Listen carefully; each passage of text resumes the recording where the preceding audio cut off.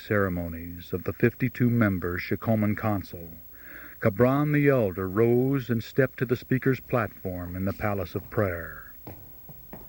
The Harvest Festival begins in 2 days. You are all familiar with your duties.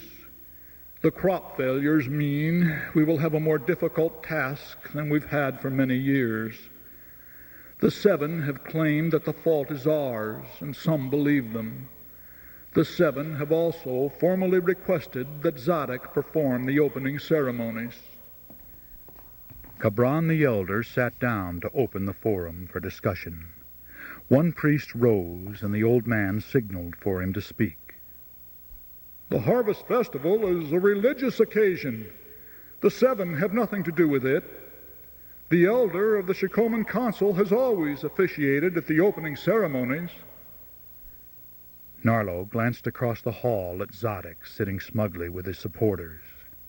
He had a narrow face, tiny black eyes, and his top front teeth were missing. Cockers was the next to speak. In a time of transition, we should cooperate with the government. What does it matter? It matters, Narlo explained in a voice so loud it startled those who were watching Cockers.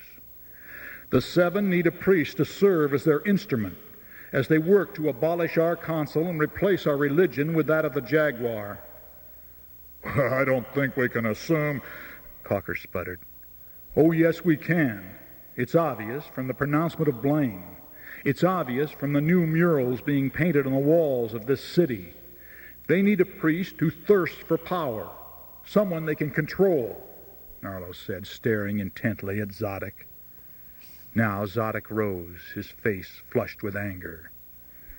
The Atlantean is a fool. He's always been a troublemaker. Every member of this council knows that. The members of this council know exactly who and what I am. They also know you, Zadok. I call for an immediate vote. How many agree? All present raised their hands except for Zadok and Cockers and 6 of their supporters. How many of the Shikoman Council want Cabran the Elder to conduct the opening ceremonies of the Harvest Festival? Narlo raised his hand as he spoke. 43 priests raised their hands. Cabran the Elder did not vote. And so it is, Narlo declared.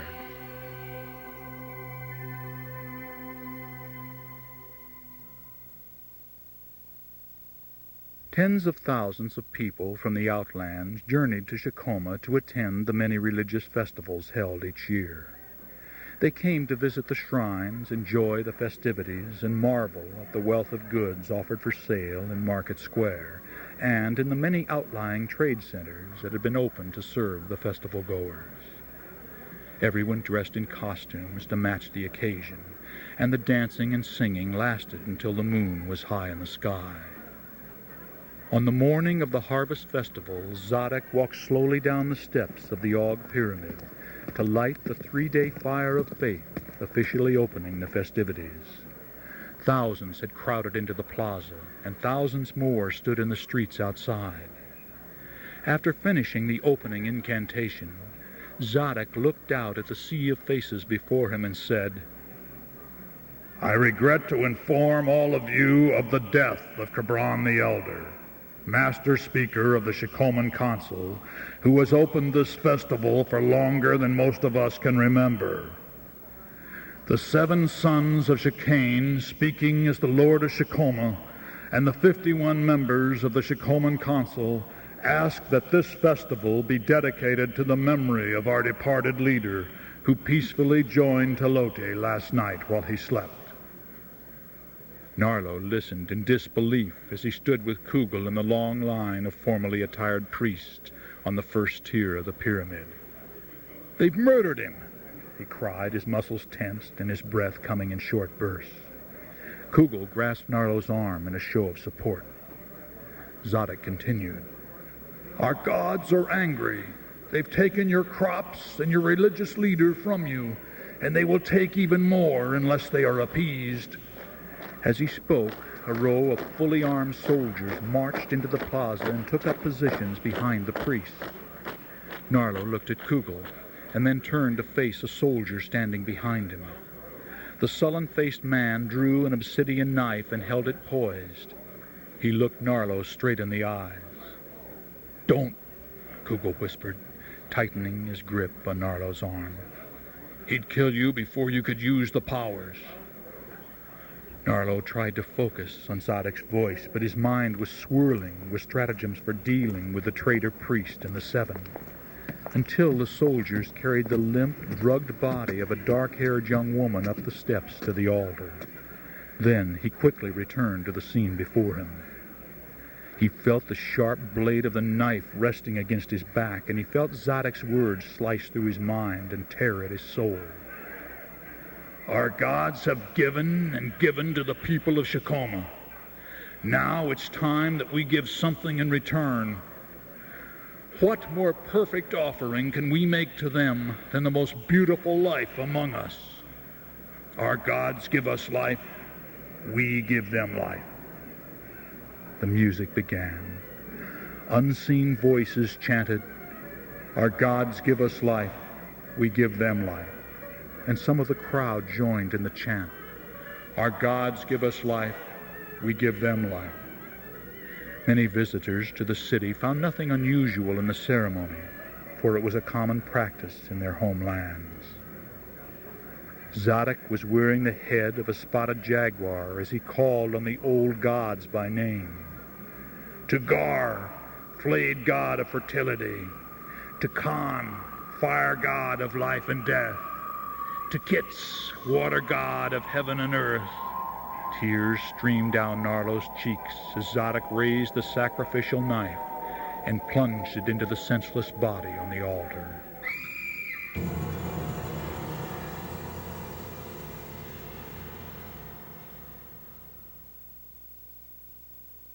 "With my 6 brothers at my side as the Lord's elders, I vow to lead Shikoma to its greatest glory," said Kahatik as he was proclaimed Lord of Shikoma on the last day of the Harvest Festival. He wore the jaguar mantle, a spotted jaguar pelt cape, and the uniform of an army officer. Thousands gathered in Palace Square and on the surrounding summit platform, straining to hear the blustering, long-winded speech. Narlo was not there. Kugel carried the news to his friend, who was at Lair's study on the street of Zakwakaz. "It was as we expected," Lair said. "Kahatik managed to gain control of the army. The brothers probably had no choice." "What do we do now?" Kugel asked. Narlo said, "What can we do but guide the people for as long as possible? The Shikoman consul has their ears, but the soldiers can also use individual temples to proclaim the message of the jaguar. If Kahatik can enlist public opinion to overthrow the consul, he'll be a hero instead of a betrayer." "It's time to start hiding the records," Kugel declared. "What knowledge does Zadok have that he can offer the seven?" Lairs asked. "The techniques of mental projection. We can expect the Dark Priest to use these powers. Only the Atlantean Circle shares the mind connection and the knowledge of the scan line. And unless they can find the crystal panels and coerce one of our circle to read them, the sacred records as well as the Atlantean records are safe."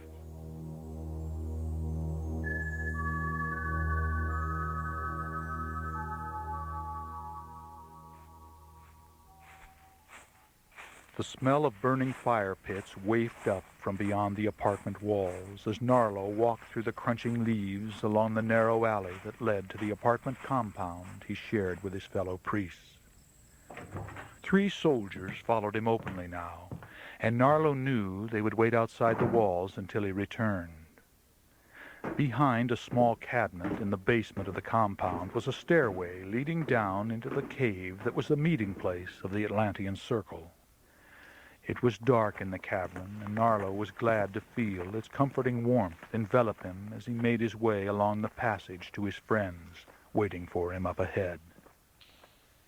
After performing the opening rituals, Narlo spoke to the 15 robed and hooded figures sitting around the circle. For those of you who were not there today, we elected Shirot the elder to be master speaker of the Shikoman Council. We also voted on 7 second-caste priests to replace Zadok and Cockers and most of their supporters who have resigned. Most of their supporters? Someone said. They left one priest to report on our activities, and we have no power to remove him. What of the new religious council? Someone asked. You know as much about it as I do, Narlo said. Kahatik has created a religious council of the Jaguar headed by Zadok. I know they've recruited several second-caste priests to join them. Eventually, Kahatik will use it to replace the Shikoman Council, someone said. He'll try, Narlo answered. What do we do now? Shipiko asked. I have already hidden my own records. So have I, said another member. Twice I've tried unsuccessfully to get the Shikoman Council to take a public stand against the cult of the Jaguar and the practice of human sacrifice, Narlo reminded them. They're afraid, said Kugel. They feel everybody in Shikoma already knows we stand against the Jaguar practices. To make it an issue could bring down the wrath of Kahatik's army. There were more sacrifices today in Og Plaza, someone reported. They were supposedly a band of Zapatics who were attempting to rob a Shikoman barge. Do you believe that? Narlo raised his hand. I think we should all maintain our mental connections from now on, and we should increase our efforts to combat the ideas of the Jaguar. We can enter the temple compounds and speak to our people. If all 16 of us speak to one group a day, in 30 days we'll have talked to 480 groups. Remind them of the oneness, Kugel said. Be sure they understand that if the thinking of the majority shifts to fear, we're all doomed. Is it advisable to demonstrate some of the mental powers to get their attention? Alita asked. If that's what it takes, Narlo said.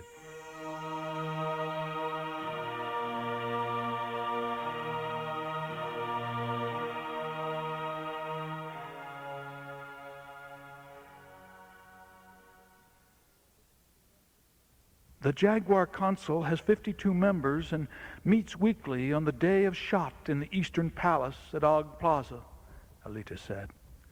7 of the finest artists in Shikoma have been drafted to repaint the murals. Wrapped in his rabbit coat, Narlo sat in the compound's temple, searching for ways to combat the Jaguar influence. Alita sat beside him.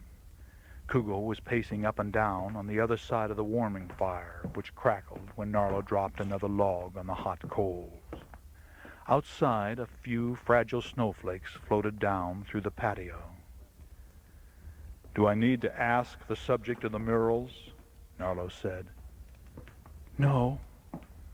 I do, Kugel said. A row of jaguars, each grasping a human heart in his claws. They circle the entire base of the inner temple. Alita slowly traced the red stripe down her face with her index finger as she spoke. There's something else. Narlo looked over at her, and Kugel stopped pacing. In today's public ritual at Og Plaza, Zadok asked those who accept the Jaguar religion to paint their apartments red, so the gods will know who to favor. What? Narlo and Kugel asked in unison. Kahatik envisions painting our white city red, Alita explained. The palace of the Lord has already been repainted. Blood red, Narlo said. Intimidation by color. He threw his writing stick into the fire. Red sparks leaped into the air and disappeared. You must accept what is, Narlo, Kugel said gently. I won't accept a Shikoma painted blood red as a symbol of sacrifice. You're a priest, not a soldier, Narlo. Lately, I think you forget that. Maybe for the better, Narlo said as he stood up and walked through the open doorway into the patio. When he reached his own room, he lifted the jade and crystal rod from a shelf and took his rabbit-skin hat from a storage box.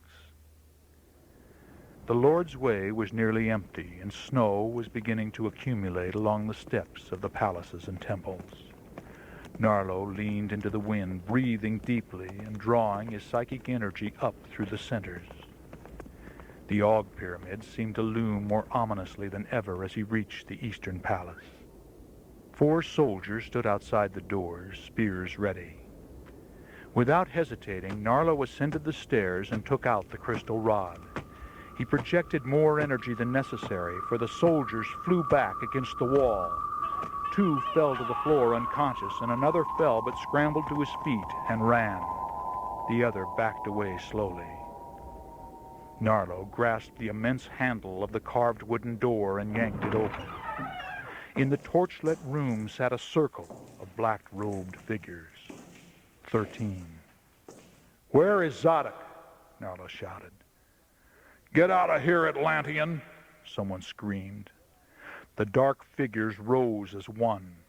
His eyes flashing furiously, Narlo raised his crystal rod and then lowered it until it was pointing at the dark figures in front of him. As he projected his energies through it, the priests were already summoning their own powers, and the clashing energy shot through the room like crazed lightning. Then the dark figures were pushed back. "Where is Zadok?" He's not here," someone said.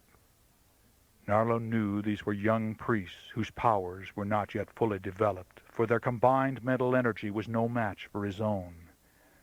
13. "This is ascending circle," shouted Narlo accusingly, looking at the man closest to him. He was young, and he stared back at Narlo, terrified. "What are you sending?" Narlo demanded. But the young priest didn't answer. So Narlo projected more energy, pushing him back against the wall until his features began to twist and flatten. "What?" Just the message," the priest stammered. Narlo sent out more energy. The other 12 priests stood frozen. "What is the message?" The jaguar will save you." "Directed where?" To the apartments in the 32nd quadrant." "How often? To whom?" 10 quadrants every day." Narlo tipped the rod to the sky, and the priest standing next to him collapsed on the floor. The others did not move, but a look of relief flashed across their faces. "Where is Zadok?" Narlo asked another priest. "At his apartment or with the Lord of Shikoma. I don't know." As Narlo backed through the still-open door, a dozen spear-carrying soldiers ran down the street toward the palace. Then he ducked behind the frontal pillars and raced down the side stairs, which led to an alley. Soon he was on the street of Shi, running toward Zadok's apartment compound.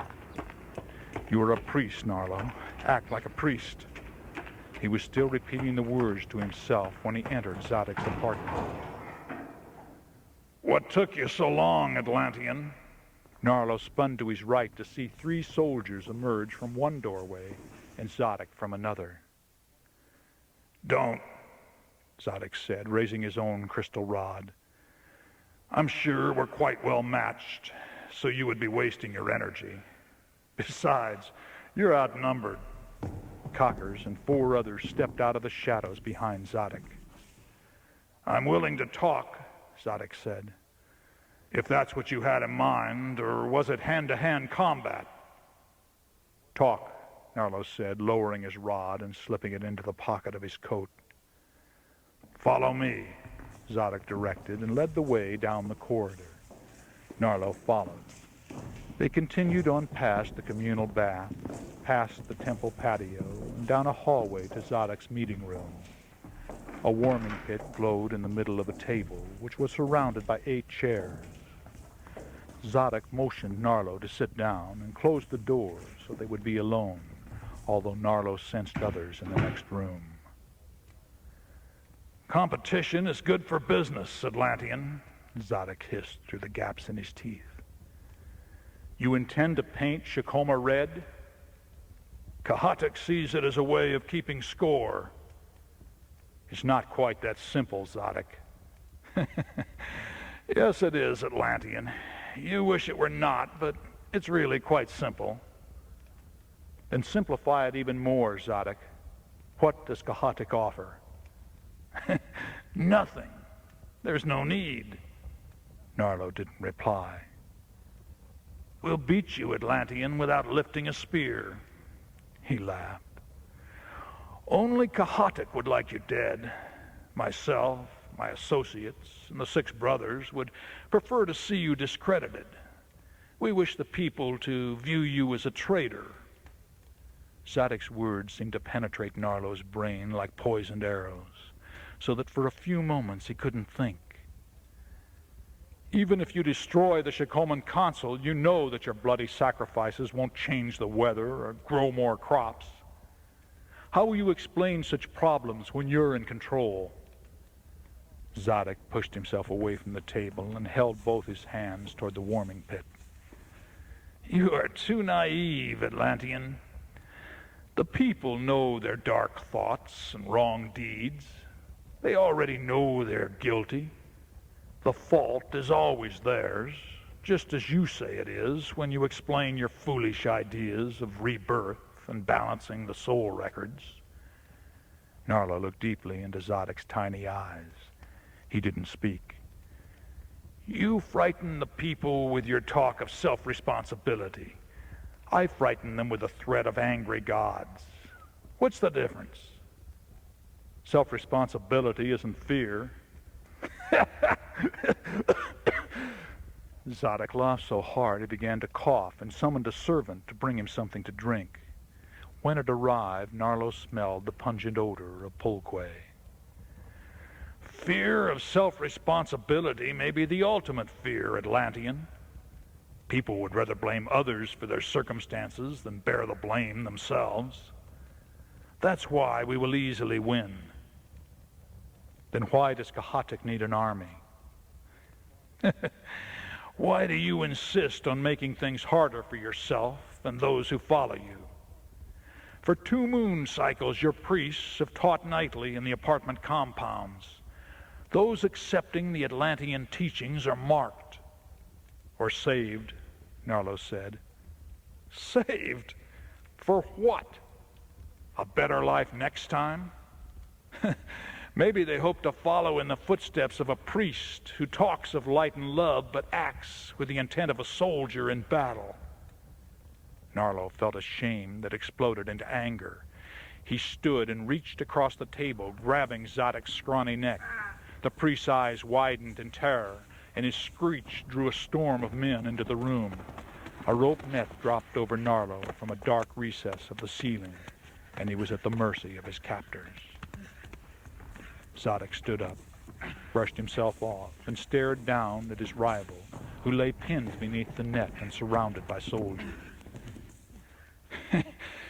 You see how much alike we are, Atlantean? You just chose the wrong side. Zadok grasped his throat with one hand and gestured toward the door with the other. Throw the traitor out. The soldiers dragged Narlo, still netted, through the rooms and corridors of the apartment to the front entrance. There, they removed the ropes and threw him down the stairs into the gathering snow.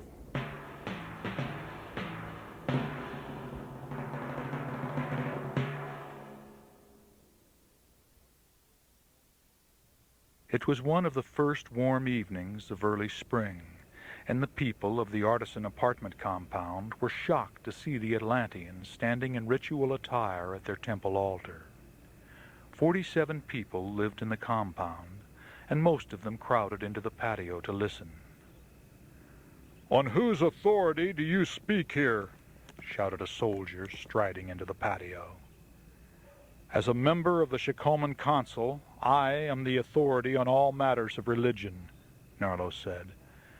Throughout the winter he had spoken in the patios of Shakoma, but this was the first time he had been challenged by a soldier. "I think not," said the man, raising his spear threateningly. 2 more soldiers rushed into the patio to join him. Murmurs of fear spread through the watching throng. "Leave," the soldier said, motioning to his comrades to escort Narlo from the altar. As the men approached, Narlo raised his jade and crystal rod. Without hesitating, the soldiers marched straight toward the Atlantean until they encountered the full force of his projected energy. Then, as if struck by a giant unseen hand, the two men fell backward and landed in a heap on the patio floor. One of their spears rolled away, and someone in the crowd quickly snatched it from sight. Narlo directed the rod at the standing soldier. "Now you leave," he said quietly.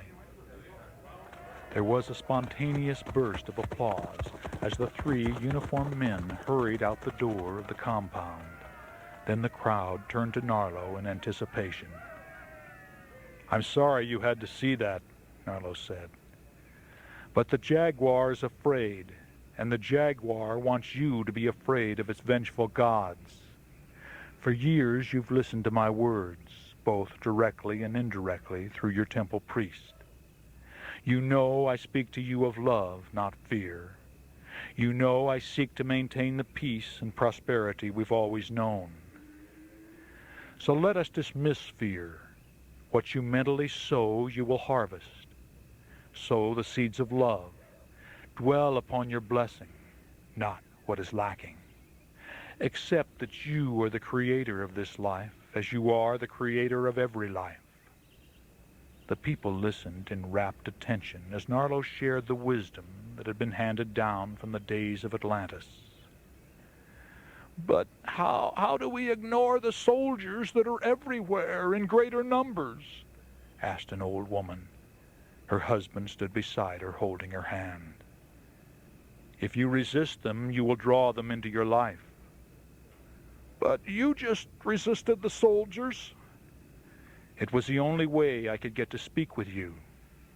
They were already confronting me, and the day may come when they will confront you too and force you to take a stand. But until then, do not react mentally or physically to their presence or actions. Instead, mentally send them love. It will confuse them and cause them to question what they do.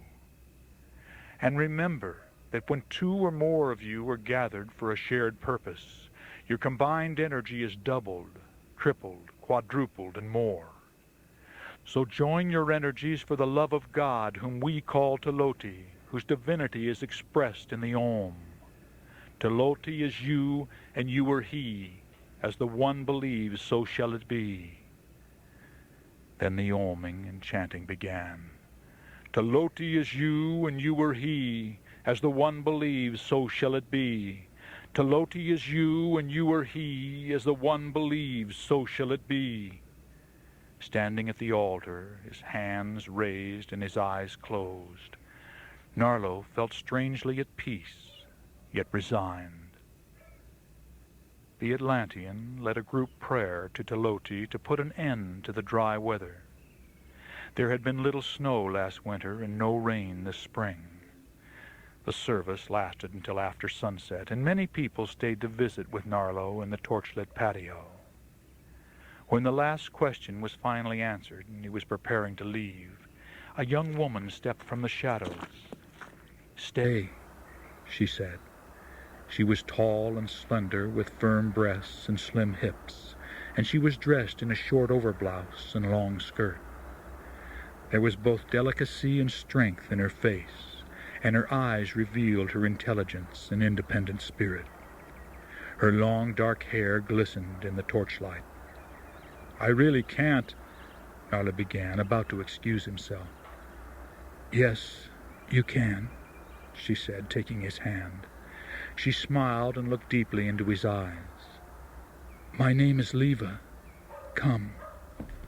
Holding Narlo's hand, she led him through the corridor, stopping to light a fire lamp from a wood-splinter torch, then into a room, an artist's room. The walls were painted from floor to ceiling with a mural depicting men and women dancing, singing, and resting beneath green trees filled with colorful birds. Hanging on hooks, painted to look like tree branches, were beautiful necklaces, ornate combs, and armbands. Leva set the lamp on a table made of several carved wooden boxes. There were 2 chairs in the room, and along the outside wall was a bed covered with a blanket. Woven into the center of the blanket was the sacred symbol. Narlo removed his feathered mantle as Leva untied his tunic, then knelt to remove his sandals. As she stood, she let her skirt drop to the floor. Gently, Narlo lifted her blouse over her head and drew her into his arms. They kissed long and passionately until Narlo lifted Leva and carried her to the bed. They said nothing, even as they merged into one. When the lamp flickered out, they continued their lovemaking in the darkness. Narlo recalled for a moment his mind connection with the others of the Atlantean Circle. If they were awake, they might be experiencing mentally what he was feeling physically. He smiled at the idea and turned again to the beautiful young woman beneath him. When they were done, Narlo held her in his arms and stroked her hair. "Thank you," he whispered. "Thank you," she replied. Then they talked of many things, of their work and the darkness that was descending upon their city. They talked about a young woman who had lived in the apartment but had recently disappeared. They talked about food and other pleasures and the beautiful fabrics that filled Market Square. "I've heard that priests make love to other priests," said Leva. "I've heard that artisans make the most inspiring lovers," Narlo replied. "Is it true?" He hugged her tighter and smiled, but it was too dark for her to see. The full moon was high in the sky when Narlo stepped out the door of the compound patio. 3 soldiers standing on the other side of the street cast long shadows that snaked across the mortar and ended at Narlo's feet. Narlo smiled at the men and breathed deeply of the good smells of damp earth and blossoming trees as he tied his coat at the neck. Then, his feathered mantle under his arm, he set off at a brisk pace up the narrow street of the Owls, the soldiers following 20 paces behind. At the wider Street of Jewels, he turned right and walked past blocks of wall murals painted by the artisans who lived inside the apartment complexes. There were no soldiers to be seen in these paintings. Instead, they showed Teloti, Quetzalcoatl, and Chicoman priests amid religious celebrations. In others, people could be seen creating paintings, sculpture, and jewelry. Further on, a weaver was pictured at his loom, preparing a carpet to decorate the house of the Lord.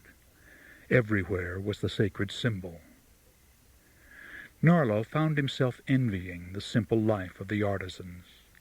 They lived in crowded compounds, and they received wages only slightly higher than those who farmed the fields, but they spent their days expressing their love of beauty and sharing their talents with other Chicomans. He recalled the joy of making love to Leva and the pleasure he felt just talking to her. This is not a time to become involved, he thought, knowing he could bring her harm and Kahatik could use her against him. The soldiers matched Narlo's pace and maintained their distance. Under his coat, Narlo tightened his grip on the jade and crystal rod and focused on maintaining a high level of psychic energy. He crossed the street of Balam T and was entering a narrow alley when they struck. Momentarily distracted by the sound of barking dogs, Narlo didn't sense the coming attack or hear the soldiers' footsteps as they broke into a run. When he turned, a spear shaft smashed into the side of his head, hurling him against the wall. He felt dizzy and his feet collapsed beneath him as he drew the rod from the pocket of his coat. But a soldier kicked his arm, and the rod hit the wall, shattering the crystal. Narlo heard the jade handle clatter to the street and roll away as another pole slammed against his back, throwing him face down in the street. "Kugel!" Narlo called out silently with all the mental force he could muster. The soldiers were snarling obscenities as they kicked at him. Narlo rolled backward and was almost to his feet when the biggest man kicked him in the groin.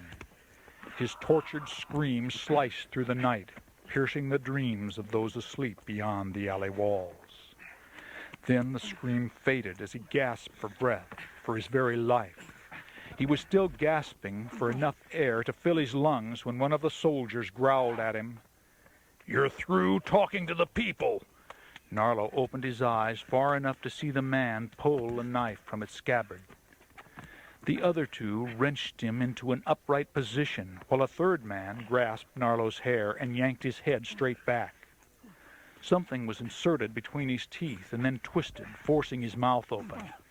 A hook was slipped over his lower jaw, cutting through the bottom of his mouth and piercing his chin.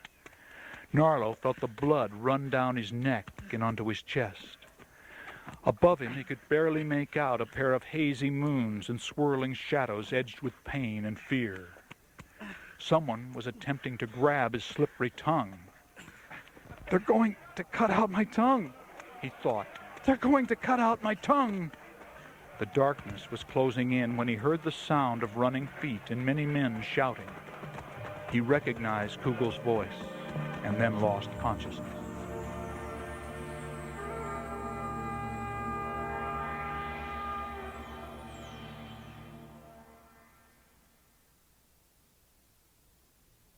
Narlo awakened to feel a wet cloth swabbing his forehead. His eyes darted fearfully around the room until they focused on Kugel's smiling face. "You're all right, Narlo. You're all right." Narlo took a shuddering breath that ripped at his insides and made him tremble in pain. He closed his eyes and breathed in shallow, short gasps. As the memory of the encounter flooded his mind, he ran his tongue along the roof of his mouth and sighed in relief. "I heard you calling to me in my sleep," Kugel said. "The soldiers ran when they saw us." Narlo tried to talk, but the dark waves rolled over him, pushing and pulling him back and forth between the lands of life and death. Not a word escaped his mouth. But in the stillness, his boyhood reached out and lured him back to play the games of youth. His father was there too, encouraging him, showing him how to use his stick to hit the ball as it bounced down the court. His mother was calling him home to eat. When he awoke again, Lars was standing beside him, along with several others. Narlo heard them talking and realized they were upset about something the soldiers had delivered. "From the Og Plaza sacrifice." "It's a heart." "But why bring it here?" "I've asked all the other priests. No one here knows an artisan woman named Leva." "Maybe Narlo did." Narlo tried to scream beneath the drowning dark waves. He could see Leva's face glowing in the blackness, running his hand through her hair, which became his mother's hair, and they cried together, crying when his father died, crying at his cremation, crying at his mother's cremation, crying together, all four of them in a field of yellow flowers. And then Leva was laughing and speaking to him. "It doesn't matter. I'm not gone. See me? Touch me." Narla looked again into her eyes and saw her gentleness, her courage. She was on the verge of tears, but she smiled a lovely, distant smile as she gazed at things he couldn't see. "I'm not gone, Narlo," said his mother. "I'm not gone, Narlo," said his father. "Life continues just as you teach. No one dies." "I want to stay here," Narlo said. "When it's time, Atlantean, when it's time." The three of them were laughing as they walked away. Narlo ran after them, plunging through a field of flowers that grew deeper and deeper until he could hardly see above the cloud of yellow blossoms. "Wait for me! Wait for me!" But the three had reached the edge of the meadow and were climbing through the trees to the far ridge. By the time he reached the ridge, it was too dark to see where they had gone. He wandered in the darkness for what seemed like a very long time. Then it grew light again, and he realized he was calling Kugel's name as he slowly opened his eyes. He was lying on a bed in his own room at his own apartment. When he tried to move, his head swam and every bone in his body screamed in pain. Young Tanzel was sitting at the foot of the bed, patiently awaiting his master's return from the world of dreams. Kugel appeared in the doorway, an anxious look on his face. Narlo asked for water. "You've been unconscious for 3 days," Kugel told him. "Many priests worked in shifts to heal you," Tanzel said. "The healers say you must lie still for a while or your head will not heal," Kugel continued. Tell me of Leva," said Narlo. "How did you know?" "Tell me." "Soldiers tied and beat several people in the artisan's compound to learn whom you had stayed with. They captured Leva at her working place, where she proudly confessed to spending the night with you and spit on the soldiers." For 4 days the healers came to massage Narlo's body and send him healing energy through their hands. When he was strong enough to sit up, Lair, Shapiko, and others of the Shakoman Council and Atlantean Circle came to talk with him and to plan. "You must disappear, vanish underground," Kugel said over and over again. "Not yet, but I won't go out alone again." "It's getting worse by the day," Lairs told him. "There's still no rain, and again Kahatik lays the blame for the drought at the consul's feet." "What do the people think?" "As many believe him as don't. But the Jaguar isn't so sure of winning, or they wouldn't have tried to silence you, Narlo." Shapiko sat at the edge of Narlo's bed and began to send energy into his legs. "Here, I brought you something," Lair said, handing Narlo a package wrapped in cotton that had been dyed with bright colors. Narlo unwrapped the carved jade rod, refitted with a perfect crystal. "One of your priests found it in the street the night you were beaten. This crystal may be even more powerful than the first one." "Thank you, Lairs," Narlo said, and the two men embraced.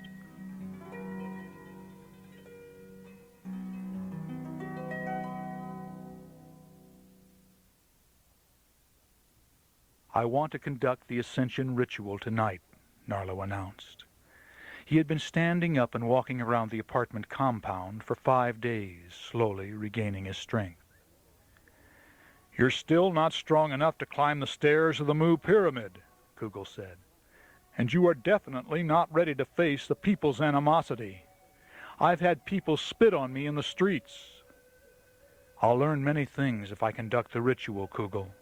Please help me."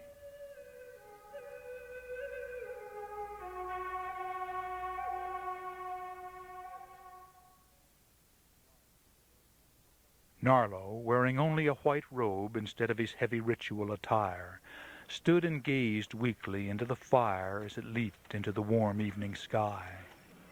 At the bottom of the long flight of stairs stood the people of Shikoma, thousands of them. In the distance, the sun was about to touch the horizon. The white-robed priests marched out along both sides of the platform and descended the stairs. As always, the torchlights danced in the twilight along the Lord's way. Trumpets sounded from the four corners, followed by gentle music. But the people did not respond. There was no Om, no swaying, only thousands of solemn faces looking up at the Atlantean. "In the divine name of the giver of all life, I open to the light." Narlo raised both hands in the air as he spoke the words. "I offer my body, my mind, and my spirit to the light. Let the divine—" "No!" cried the people. "No!" Narlo stopped in disbelief. Angry shouts split the night, rumbling through the city and battering his mind. He trembled. Then, as if on cue, the people began storming up the stairs of the pyramid, running, knocking the priests aside or throwing them off the stairs. Those stationed higher up the pyramid ran for their lives, racing up the steps ahead of the murderous horde. "Kugel!"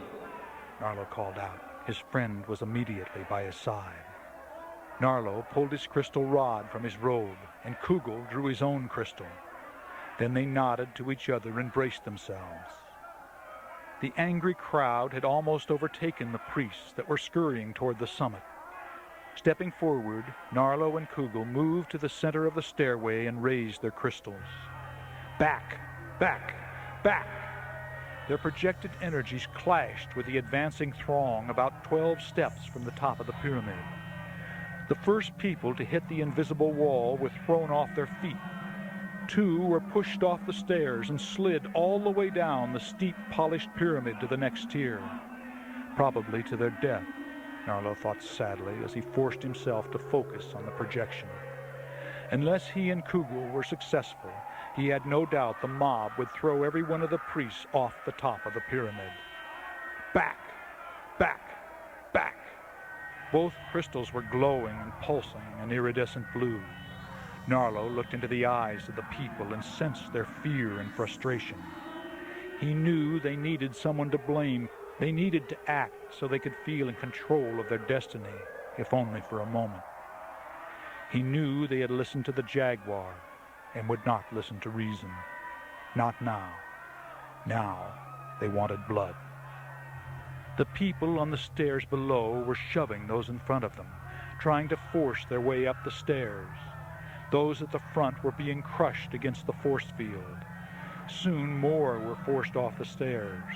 Several tried to slide down the face of the pyramid to escape the crush. Narlo felt the mental energy surging through him. For a moment, his body grew weaker, and he thought he might faint.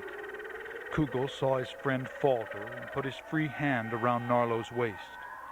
With Kugel's support and great force of will, he managed to stand firm and held his arm high, projecting enough energy to hold back the crowd.